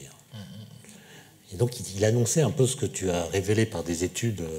Pourquoi je me suis embêté comme ça Oui, non, lui, il l'affirme comme ça parce qu'il a le sentiment que ça se passe comme ça. Effectivement, il y a des fulgurances. Mais les études qui sont faites, statistiques, les tests que vous avez produits, etc., révèlent ça. C'est-à-dire qu'on choisit de déclarer vraies les idées qui nous plaisent, et non pas les idées qui sont vraies. Et ça laisse augurer de lendemains difficiles pour la diffusion des connaissances scientifiques. Oui, parce que c'est effectivement ce à quoi on est en train d'assister, c'est une victoire, peut-être pas permanente, mais une victoire fréquente du vraisemblable sur le vrai. Tout simplement parce que, si vous me permettez l'expression du vrai, le vrai est souvent plus coûteux en termes de recherche d'informations, y compris le fait de lutter contre ces biais cognitifs, c'est-à-dire contre un certain nombre de nos intuitions, ça nous demande plus d'énergie mentale, mais ça a été mesuré, je veux dire, vraiment de l'énergie biologique, quoi. C'est ce que Kahneman appelle le système 2, c'est-à-dire le cortex préfrontal qui va tout à coup rétro-juger sur un certain nombre de propositions. Ça demande beaucoup plus d'efforts.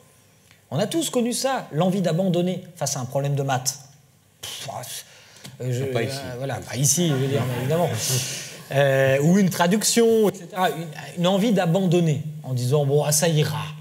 Ça ira, ça va, c'est à peu près ça. C'est-à-dire que nous nous satisfaisons, voilà, c'est la rationalité procédurale de Simon, qui était lui aussi un prix Nobel d'économie. La rationalité procédurale, c'est que souvent nous allons vers le satisfaisant, mais pas vers l'optimal. Voilà. Et donc, plus il y a d'informations, plus il y a d'informations qui sont satisfaisantes, mais pour aller chercher l'optimalité, c'est beaucoup plus coûteux. Et donc, c'est une concurrence déloyale qui est en train de s'opérer. C'est pour ça que ce n'est pas forcément une bonne nouvelle, cette dérégulation du marché de l'information. Parce qu'avant, quand il y avait une régulation, il y avait une sorte d'éditorialisation. On faisait des choix. Alors évidemment, ce n'est pas très démocratique, parce qu'on faisait des choix pour les autres. Mais finalement, l'éducation, c'est ça aussi. Je veux dire, quand tu vas en cours, que tu as un prof, il y a un programme, il y a une éditorialisation de l'information, une hiérarchisation, qu'est-ce qui est important, qu'est-ce qui n'est pas important, etc. Et là aussi, tu vois bien que dans la pédagogie, il y a eu une certaine compulsion pour la discussion de la connaissance, pour la possibilité aux élèves de discuter la parole du maître, ce qui n'est pas forcément que négatif, mais ce qui engendre aussi un certain nombre de problèmes. Merci Gérald. Alors maintenant... la parole est à la salle. Des questions, des commentaires. Il est interdit de tweeter jusqu'à la fin de la session. Sauf si vous voulez faire connaissance des conspirés. Dans le champ des connaissances scientifiques, il y en a certaines qui ont vraiment une importance particulièrement grande pour la société à l'échelle mondiale, qui sont celles qui relèvent de la climatologie. Ce qui se passe aux États-Unis me surprend, et c'est pas que ça me surprenne qui est important, mais inquiète et peut inquiéter une bonne partie des habitants de cette planète. Comment réagissez-vous face à cette situation? Est-ce que la réflexion sur la démocratie des crédules peut donner des pistes pour contrer des actions menées par des interlocuteurs, par des pouvoirs puissants, pour détourner l'attention des citoyens de différents pays de ces problèmes qui concernent l'humanité entière? Oui, c'est un des éléments de préoccupation. Mais je dois dire qu'en même temps, cet exemple-là, c'est peut-être un des plus mauvais exemples, si je puis dire, parce qu'on avait l'impression que la bataille était gagnée dans l'opinion. On a vraiment vu, il y a eu pendant longtemps une opinion qui doutait, et puis il y a eu un bascule de l'opinion. On avait l'impression que c'était une idée qui était maintenant relativement bien installée, le fait qu'il y ait un réchauffement climatique et que l'action de l'homme y soit pour quelque chose. Et donc, c'est un peu le contre-exemple. On s'était dit, là, voilà, on va dire un élément d'orthodoxie de la science qui a réussi à se diffuser quand même dans les opinions publiques, et par le malheur, disons, du hasard politique, qui n'est pas tout à fait un hasard, on va revoir, là pour le coup, je pense, des positions qui ne sont pas représentatives de l'opinion publique, mais dominantes du point de vue du pouvoir. Donc il y a des raisons, effectivement, de s'inquiéter. Autres sont les situations où il y a une orthodoxie de la science, ou en tout cas une majorité, disons, de convergence sur les états de l'art d'un sujet, et un divorce avec l'opinion publique. Et là encore, il y avait un peu, les deux avaient réussi à se rejoindre, mais vous vous rappelez aussi, à l'époque, des controverses avec Allègre, etc. en France. Et c'est vrai que c'est le même problème. Quand vous n'êtes pas spécialiste de la question, mettez-vous à la place de nos concitoyens. D'abord, il y a des acteurs qui parlent très fort, qui parlent très bien, et qui présentent des arguments. Vous voyez, je me rappelle qu'Allègre, à un moment donné, il disait « Mais quand un glaçon fond dans un verre, ça ne fait pas augmenter le volume du verre. Donc si la glace fond, ça ne va pas faire monter les mers, il n'y a pas de crainte à avoir. » Vous voyez, ça, c'est un biais cognitif. Si vous n'êtes pas... On peut se moquer de ceux qui croient ça, mais si vous n'êtes pas spécialiste de la question, etc., ça peut être convaincant. Surtout si c'est porté avec l'argument de blouse blanche. C'est un scientifique qui le dit, ce n'est pas sa spécialité, mais c'est une blouse blanche qui parle, quoi, grosso modo, qui a accès aux médias, qui par ailleurs peut être très compétent dans sa spécialité. Donc il y a des éléments de ce type-là. Donc là, la controverse était forte, mais je vous dis, j'avais l'impression que c'était qu'on allait là maintenant sur ce sujet vers quand même... Mais pourquoi ? Parce que notez bien que sur la question du climat, il y a quand même une convergence d'un certain nombre de commentateurs. C'est-à-dire, vous entendez de temps en temps quelques climato-sceptiques qui peuvent s'exprimer, mais si vous écoutez France Inter, France Culture, etc., à longueur de journée, pour le coup, vous avez le message, et donc il y a un moment donné tout à fait autre chose, la question des ondes, par exemple. Vous trouvez régulièrement le professeur Bellepomme qui parle d'égal à égal, d'une page pour lui et une page pour les autres, quoi, grosso modo. Et donc forcément, si vous n'êtes pas spécialiste de cette question, au minimum, vous vous dites, dans le doute, je m'abstiens. Et surtout si c'est les enfants, si vous mettez les enfants multipliés par 10, c'est ainsi que la loi Abeille, par exemple, a interdit la présence du Wi-Fi dans les écoles maternelles. C'est complètement stupide, ça n'a aucune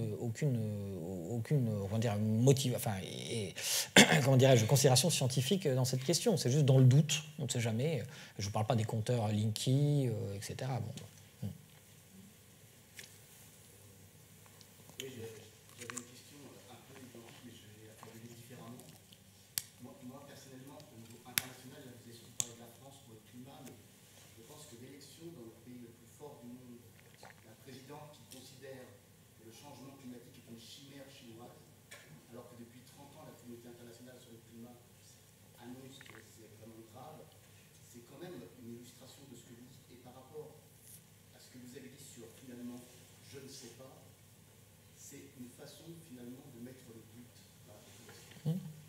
Excellent livre de Noémie Oreskes sur le marchand de doute qui montre que finalement, quand on ne sait pas, le fait que certains lobbies, par exemple l'amiante, le tabac, mais sans doute aussi le climat, un intérêt à ce que justement, finalement, on ne sache pas, puisque, par exemple, le président du pays le plus important du monde prétend que c'est une chimère chinoise, fait que difficile d'avancer des arguments rationnels. Et finalement, c'est ça qui me paraît important. C'est-à-dire quand finalement on a le droit de douter un certain nombre de choses qui sont de nature interprétative et du fait que la Terre est plate, là, comme disait Étienne, on a peut-être des soucis à se faire, nous, scientifiques. Et je pense que pour lutter contre ça, parce que maintenant quand on vous écoute, on se dit oui, bon d'accord, mais que faire? Et moi j'aimerais que vous disiez ce que vous pensez sur cette question. Que faire par rapport à l'établissement universel? Je vais effectivement répondre à la deuxième partie de la question, qui est fort vaste, et je serai forcément décevant. Je préfère vous dire tout de suite, un petit teaser. Mais il y a un élément aussi qui est intéressant, puisqu'on parlait quand même des biais cognitifs, enfin j'en parlais moi, sur la suspension du jugement. C'est très intéressant, c'est ce qu'on appelle le biais d'incertitude. Et effectivement, il y a un certain nombre d'acteurs, ça peut être du lobbying, d'ailleurs industriel dans certains cas, ou du lobbying militant, pas oublier aussi, il y a un certain nombre d'ONG, etc., qui font exactement le même travail, de SAP, selon les sujets. Et il y a une expérimentation qui a été faite par Shafir qui était très intéressante. On avait là aussi 2 groupes.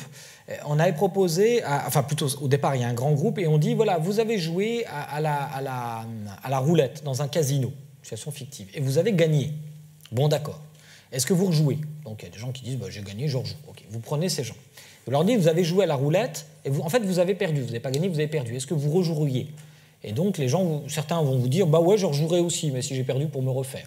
Donc, prenez une catégorie d'individus, vous gardez seulement ceux-ci, qui ont dit qu'ils rejoueraient, qu'ils aient gagné ou perdu. D'accord ? Donc, dans tous les univers possibles, ils ont décidé de rejouer. Puis vous les confrontez à une autre situation. Vous leur dites, d'accord, vous jouez à la roulette, mais en fait, tu es dans le couloir et tu ne sais pas si tu as gagné ou perdu. Mais tu dois dire tout de suite si tu veux rejouer, sans savoir si tu as gagné ou perdu. 70% des gens décident de ne pas rejouer. Vous voyez le problème ? Ils avaient décidé de rejouer dans tous les mondes possibles, mais s'ils n'ont pas l'information qui permet de décider, ils préfèrent suspendre leur jugement. C'est exactement à ce genre de situation psychique qu'aboutissent ceux qui ne veulent pas forcément convaincre, mais ils veulent aboutir à une suspension du jugement. Dans le doute, je vais m'abstenir. Et là, en l'occurrence, ce qui est vrai dans la campagne américaine, même si j'ai essayé de dire que la partie de l'opinion publique, elle avait été en partie gagnée, ce qui est rare maintenant, mais il semblerait que l'argument, en tout cas, ne soit pas suffisamment fort pour empêcher un type comme Donald Trump de l'emporter, parce que c'était un élément de son programme. Donc ça n'inquiète pas suffisamment tous les Américains, en tout cas, pour qu'ils aient pris ça en considération. Ça veut dire qu'il y a peut-être toute une série d'individus qui y croient quand même, mais qui disent « ouais, mais bon, on en fait beaucoup avec ça, etc. » C'est peut-être d'ailleurs vrai par ailleurs, j'en sais rien. Mais en l'occurrence, il y a cet élément-là. Alors, comment faire ? Quelles sont les réponses ? Premier élément, vous avez vu qu'une partie de la situation est due à l'asymétrie de motivation des acteurs. C'est-à-dire les porteurs de peur ou les porteurs d'intérêt, quels qu'ils soient, idéologiques, etc., sont plus motivés que les autres acteurs à agir. Donc en fait, c'est une forme de tyrannie qui est en train de se produire sous nos yeux. Et comme vous le savez, toute tyrannie, c'est toujours profiter de l'apathie des gens de bien et de raison. Donc en termes, nous sommes tous responsables. Nous avons laissé faire. Nous tous. Qui consacre aujourd'hui, maintenant peut-être oui, mais il y a 5 ans, qui consacrait du temps à aller lutter pied à pied sur les forums de discussion dans les médias, sur les réseaux sociaux, sur les blogs, etc., pour faire reculer, ou en tout cas pour proposer une alternative intellectuelle aux indécis. Supposons que vous ne sachiez pas bien. Par exemple, le climat, c'est compliqué, il y a beaucoup d'arguments, etc. Et que tout à coup, vous alliez sur Internet pour en savoir plus et qu'il y ait 70% des sites, des propositions intellectuelles qui soient climato-sceptiques.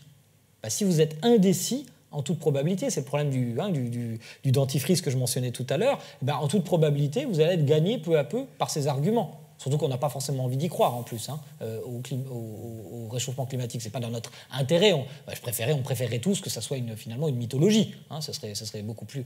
Quoi que les climatologues là dans la salle auraient peut-être des soucis à se faire, mais globalement, pour l'humanité, on préférerait. Bon. Donc, premier élément, il faudrait susciter, je ne sais pas comment le faire et ce n'est pas mon métier, il faudrait susciter une nouvelle forme de militance. Finalement, aujourd'hui, accepter de consacrer 5, 10 minutes, je ne sais pas combien de son temps quand on le peut, sur les réseaux sociaux avec sa compétence pour faire une proposition intellectuelle qui est disponible, je ne sais pas ce qu'elle va devenir, mais au moins elle est disponible, c'est une façon de limiter cette asymétrie de la motivation. En d'autres termes, et c'est peut-être la peur qui va nous faire agir, en d'autres termes, nous risquons beaucoup en ce moment. Les démocraties sont des systèmes quand même relativement fragiles, parce qu'ils sont fondés sur la confiance, entre autres, et que les niveaux de méfiance et de défiance qu'on observe ne sont pas tout à fait favorables.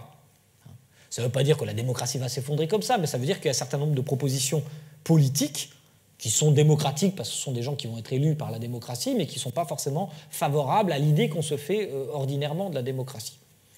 Donc cette militance. Deuxièmement, il y a une considération qui relève de ce qu'on appelle le nudge, c'est-à-dire l'architecture des choix. Le problème, c'est que sur ce marché dérégulé, il n'est pas totalement dérégulé. En fait, il y a une régulation algorithmique des choix. Et cette régulation, elle est fondée beaucoup sur le biais de confirmation, je l'ai dit. Donc, il est possible aussi que les grands acteurs d'Internet, que sont Facebook, etc., prennent en considération leurs responsabilités politiques. Et c'est ce qu'ils sont, à ma connaissance, en train de faire. J'étais la semaine dernière, j'ai accepté d'intervenir dans un colloque de Facebook. Il y avait le numéro 3 de Facebook qui était présent. Et apparemment, notamment suite à l'élection américaine, ils ont été relativement traumatisés. Alors évidemment, ça ne va pas dans la culture américaine de faire de la censure. Donc ils ne veulent pas censurer des contenus, mais ils veulent promouvoir le contre-discours. C'est une façon de faire du nudge. C'est-à-dire, quand vous êtes dans une... Par exemple, les enfants, on le sait, quand vous êtes dans une cantine, il y a des frites et il y a de la salade, si les frites sont devant la salade, ils vont prendre les frites. Si les frites sont à côté de la salade, ils vont prendre les frites. Si la salade est devant les frites, ils vont prendre les frites aussi, mais un peu moins souvent. Donc en fait, si vous voulez, vous nuisez pas à leur liberté. Vous n'enlevez pas les frites. Vous laissez les frites, mais vous faites un petit obstacle physique. C'est-à-dire que ça leur coûte un tout petit peu plus physiquement d'aller prendre les frites, et ça a été mesuré, il y a un impact statistique. Donc on peut peut-être penser le marché de l'information comme ça, en promulguant non pas des lois liberticides, en laissant la liberté aux gens, ça me semble assez normal, de consulter les contenus s'ils veulent aller voir des trucs sur la Terre plate, c'est bien leur problème, mais peut-être que c'est un peu bête que ça soit les premières choses qui apparaissent quand on cherche quelques mots-clés. Donc il y a beaucoup de travaux, il y a beaucoup de tâtonnements, vous avez vu le décodex du monde, il y a beaucoup de choses, et des choses qui sont réussies, pas réussies, on est en train d'inventer des trucs, mais c'est une des deuxièmes voies. Et la troisième voie, pour aller très vite, mais qui me semble fondamentale, c'est que cette révolution sur le marché de l'information, elle doit s'accompagner maintenant d'une forme de révolution pédagogique. C'est-à-dire qu'il faut se saisir de tous les moments pédagogiques pour que surtout parce que les jeunes esprits sont ceux qui s'informent le plus sur Internet par rapport aux autres classes, et c'est aussi ceux qui croient le plus qu'ils lisent sur Internet par rapport aux autres classes d'âge. Et donc, ce qu'il faut leur donner, c'est une boussole qui indique le nord, et non pas le sud. Et qui soit autonome intellectuellement. Et pour cela, la bonne nouvelle, c'est qu'on a quand même des travaux qui viennent de la psychologie cognitive, c'est pas ma discipline, mais il y a déjà une cartographie de l'erreur systématique. Les biais cognitifs que j'ai évoqués, j'en ai évoqué quelques-uns, ils sont assez nombreux, et ils ont été relativement bien identifiés. Et il y a plein de moments pédagogiques où l'élève, le sujet apprenant, il est confronté à ces biais, mais on ne travaille pas dessus. Je vous donne un exemple sur lequel moi j'ai travaillé, c'est la diffusion de la théorie de Darwin. La théorie de Darwin, la théorie de l'évolution, elle est contre-intuitive. Je n'ai pas le temps d'expliquer pourquoi, mais elle est très contre-intuitive par rapport à des propositions de type crypto-lamarckienne ou finaliste. Notre esprit, il est naturellement finaliste quand on essaie de comprendre des phénomènes biologiques. Bon, on peut rétro-juger là-dessus. Hein, on apprend ce que c'est qu'un mécanisme de sélection darwinienne, on apprend des choses, voilà. Eh bien, moi, je pense que quand on apprend la théorie de Darwin, il faut continuer à l'enseigner, bien entendu, mais il faut profiter de ce moment, non seulement pour apprendre la théorie, mais pour apprendre au sujet apprenant pourquoi cette théorie lui résiste. Qu'est-ce qui, dans son cerveau, fonctionne pas bien pour lui apprendre systématiquement. Moi, j'ai enseigné les statistiques à la fac, à l'université, et donc, évidemment, il y a toujours la célèbre confusion entre corrélation et causalité. C'est le premier truc qu'on apprend, une corrélation n'est pas forcément une causalité, etc. Ben, je peux vous dire que mes étudiants, à force d'exercice, ils arrivaient, non pas, l'intuition fausse, elle ne disparaît jamais. À chaque fois qu'on voit une corrélation, on a l'impression qu'il y a une causalité. C'est normal qu'il y ait cette intuition, mais ils reconnaissaient la structure de la situation. Ça veut dire que quand vous reconnaissez la structure de la situation, vous acceptez d'investir l'énergie mentale nécessaire à mettre à distance le vraisemblable pour aller chercher éventuellement le vrai. Mais ça, c'est un effort que vous ne pouvez pas faire tout le temps. Donc il faut éduquer nos jeunes enfants à la reconnaissance des situations où ils risquent d'être trompés. Et c'est ça qui va les rendre autonomes dans cet océan d'informations, c'est ça qui va leur donner une boussole. Donc c'est un troisième point, et j'avoue que sur ce point, moi, je n'arrive pas à me faire entendre par le ministère de l'Éducation nationale. Mais, Pour la confusion entre corrélation et causalité, Coluche était un très bon pédagogue. Il disait qu'il ne faut jamais aller à l'hôpital parce qu'on y meurt 10 fois plus que dans son lit. Absolument. Absolument. Justement, le destin des vérités de science n'est pas le même sur le marché de l'information selon leur importance pour la société. Par exemple, les résultats du GIEC sur la corrélation, la causalité même entre l'activité humaine et le réchauffement climatique a connu les résistances que tu as évoquées. Mais par exemple, l'annonce de la découverte du boson de Higgs n'a pas provoqué la parution d'un livre qui aurait été écrit par un chimiste et qui se serait intitulé « Ma vérité sur le boson de Higgs », alors qu'on a eu « Ma vérité sur la planète ». Et donc, qu'est-ce qui fait qu'une vérité de science provoque l'apparition d'une sorte de contre-thèse et que d'autres, au contraire, passent dans une sorte d'indifférence non critique?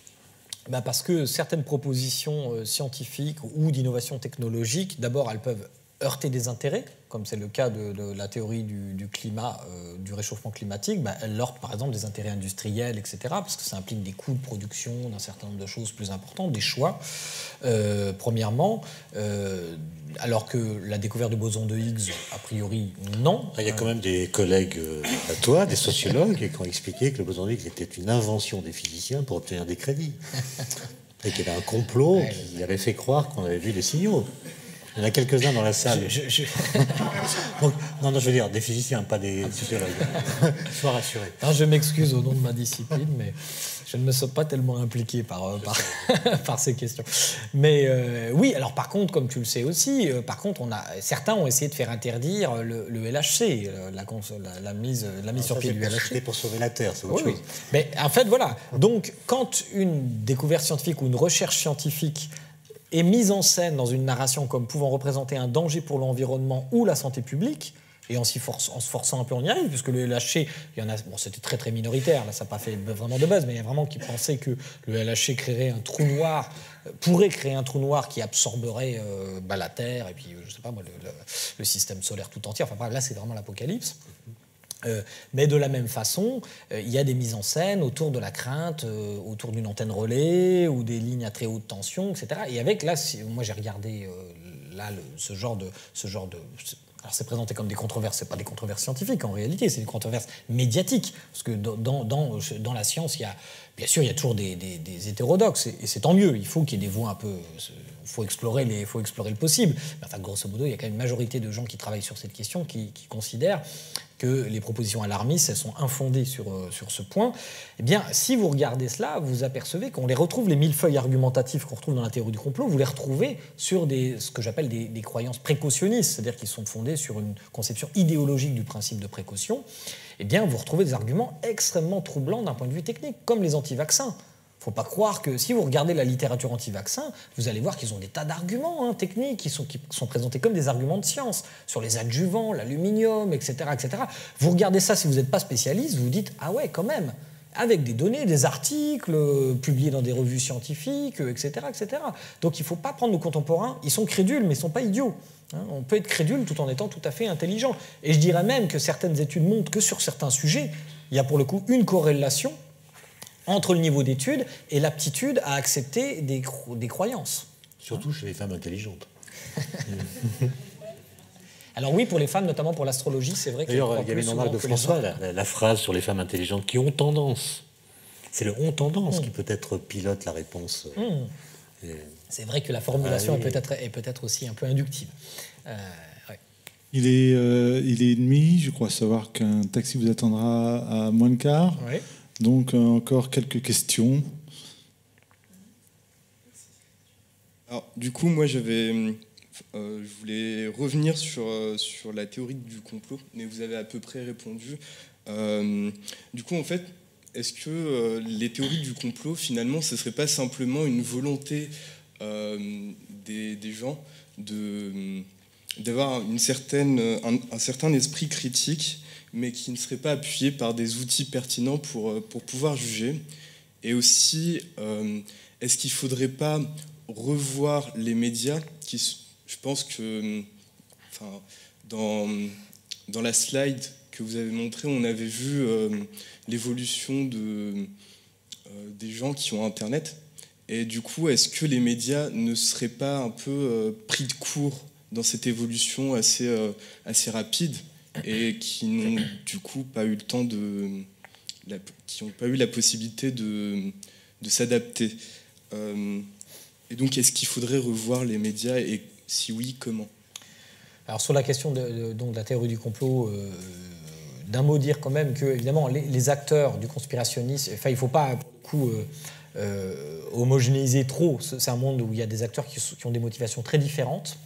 D'abord, il y a des acteurs qui sont cyniques, qui en vivent économiquement de la théorie du complot. Ils ne sont pas très nombreux, c'est pas le gros des troupes. Je pense que la plupart des gens sont sincères. Et puis aussi, il y a une partie de gens qui s'amusent avec ça, qui ne croient pas vraiment, mais qui vont s'amuser sur la couleur des rétroviseurs, qui vont faire un peu le buzz sur Twitter, mais ils vont oublier ça assez rapidement. Le gros problème pour la théorie du complot, c'est qu'il est démontré maintenant, par des collègues notamment hollandais, qu'il y a un lien assez fort entre l'adhésion à la théorie du complot et la radicalité. Et l'adhésion à la radicalité politique ou religieuse. Donc ça pose quand même un problème. Les deux vont de pair. C'est corrélé ou causalement relié? Apparemment causalement relié, d'après les collègues. Il y a une étude de 4 expérimentations. Et donc c'est Par contre, c'est causalement relié, mais ce qui est le moins convaincant, c'est de savoir si ça va de l'un à l'autre. À mon avis, ça peut aller de l'un vers l'autre. Enfin, on peut commencer par la théorie du complot et se radicaliser, ou au contraire aller vers la théorie du complot parce qu'on cherche d'abord une radicalité politique. Ça peut aller dans les deux sens. Sur les médias, oui, bien sûr, ils ont été complètement débordés. Ils sont encore aujourd'hui complètement débordés et aux abois. Il faut savoir que, oui, beaucoup sont en train de mourir. Il y a beaucoup de journaux qui ne survivent plus que parce qu'ils vivent sous tutelle économique. Oui, je vous en prie. Ouais. Aussi, est-ce qu'il ne risquerait pas, par rapport à ce que vous avez dit, sur les questions de l'offre et de la demande, de virer vers des théories du complot aussi, parce qu'il y aurait une demande de ça? Est-ce que les médias finiraient pas par ressembler à ces blogs qu'on retrouve qui se copient les uns les autres, qui donnent des informations qui sont complètement délirantes, juste parce qu'il y a des gens qui ont cette volonté d'avoir des contre-médias? Ils ne sont pas encore dans ce cynisme-là, parce qu'il y a quand même des garde-fous. C'est-à-dire quelqu'un qui, par exemple, je sais pas moi, si le Monde, ou je sais pas, un journal comme ça, conventionnel, on va dire, se mettait à développer massivement des théories du complot sur les attentats de Charlie Hebdo, etc., il perdrait quand même une partie de ça. Il ne faut pas oublier que ceux qui lisent les journaux sont quand même pas très représentatifs non plus de la population. Ce sont des gens qui cherchent de l'information, qui sont souvent plus éduqués que la moyenne nationale, etc. Ils ont des caractéristiques sociologiques et qui feraient que ça ne marcherait pas. Ce serait un mauvais calcul stratégique. Mais d'un autre côté, comme je le disais, il y a toute une série de journaux qui sont en train de disparaître, qui ne survivent plus. Il y a un très beau livre de ce point de vue, fait par un journaliste d'ailleurs, qui s'appelle Bernard Poulet, qui s'appelle « La fin des journaux et l'avenir de l'information ». L'information ne va pas mourir, mais les journaux, un certain nombre de journaux sont franchement en danger. Ils ne vendent plus, tout simplement. Et puis surtout, les espaces publicitaires, ils n'arrivent plus à les vendre. Donc c'est un problème. Évidemment, la tentation est grande pour eux d'attirer l'attention, de trouver de nouvelles stratégies pour attirer l'attention. Alors, quand il y a des garde-fous trop forts, comme les théories du complot, politique, etc., je pourrais vous donner des journaux importants qui virent un peu de ce point de vue. Mais par contre, sur toutes les questions du précautionnisme, c'est-à-dire d'idéologie de perception du risque sur la santé publique, etc., vous en avez plein vos journaux, plein votre radio, plein votre télévision. Alors quelquefois à raison, c'est pas toujours à tort, mais assez souvent quand même à tort. Et donc, oui, bon, même prenons des sujets loufoques comme les trucs paranormaux et tout ça, vous avez des émissions aussi à la télé où on présente des gens qui ont des pouvoirs parapsychiques, des histoires de fantômes et que sais-je. Il y a tout cela, donc la crainte, et ça c'est vraiment une crainte démocratique, c'est que du coup l'information se mette de plus en plus à fonctionner à deux vitesses. C'est-à-dire ceux qui n'ont pas les moyens de se payer de l'information. En fait, l'économie, de ce point de vue, s'est inversée. On est passé dans ce qu'on appelle l'économie de l'attention. En d'autres termes, avant, vous achetiez de l'information. Maintenant, l'information est gratuite, et donc en fait, il s'agit d'acheter du temps de cerveau disponible, que vous allez accepter de consacrer à l'information, et en même temps, vous allez avoir des plages de publicité. C'est comme ça qu'elle va être rentabilisée. Mais il va y avoir un groupe de personnes, qui existe déjà, qui va être prêt à payer pour avoir de l'information de qualité, d'expertise, etc. Donc vous avez des sites internet d'information qui sont payants et qui coûtent très cher, des sites d'expertise. Et il y a beaucoup de journaux qui sont en train de développer ça, des hebdomadaires par exemple, qui seront à deux vitesses. Parce que la plupart d'entre nous, ça a été assez bien démontré aussi, ne lisent que les titres. Notamment sur Internet, on ne lit pas l'article, on lit que... Donc en fait, ça devient vraiment de la junk information, quoi. Et donc il faut avoir du temps et de la motivation pour consacrer à de l'information. Donc il va y avoir toujours de l'information, mais elle va être relativement à deux vitesses, ce qui n'est pas très favorable non plus à la démocratie.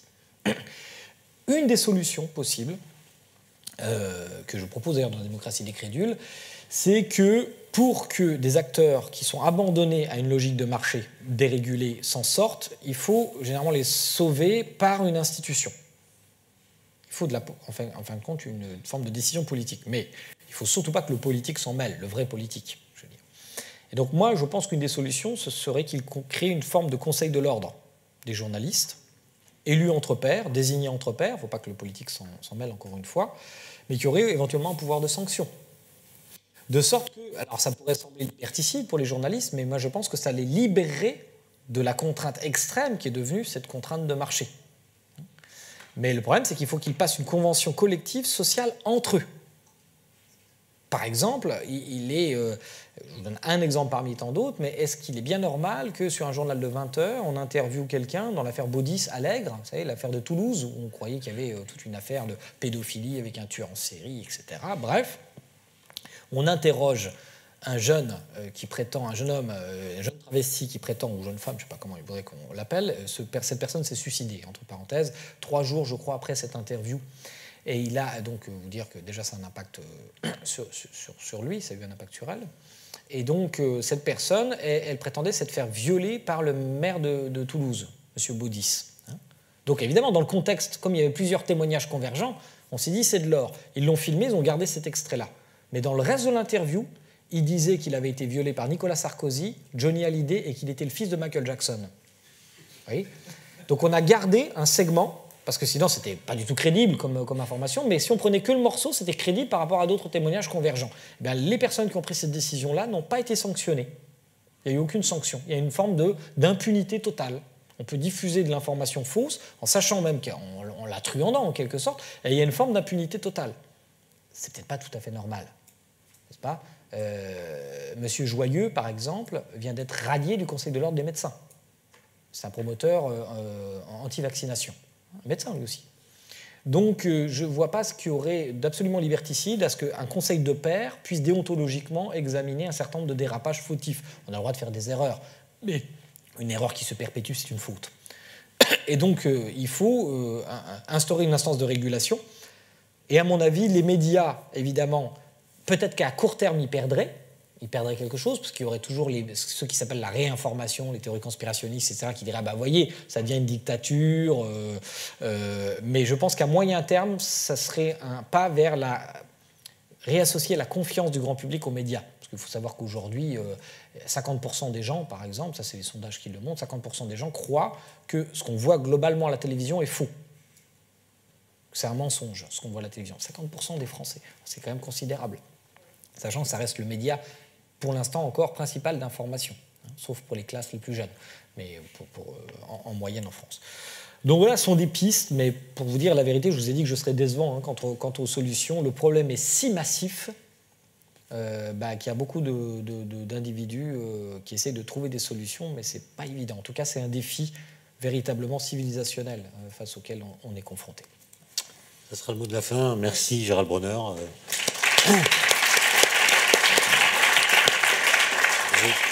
Je crois qu'il y a un taxi qui t'attend, c'est pour ça qu'on... Oui, mais... Mais je suis désolé, je ne peux pas vous indiquer la date du prochain colloque de l'Orme, ni le nom de l'orateur. J'y travaille avec Jean-Luc Sida et François Bujon, et vous aurez des informations très rapidement. Mais donc, à bientôt, je ne sais pas quand.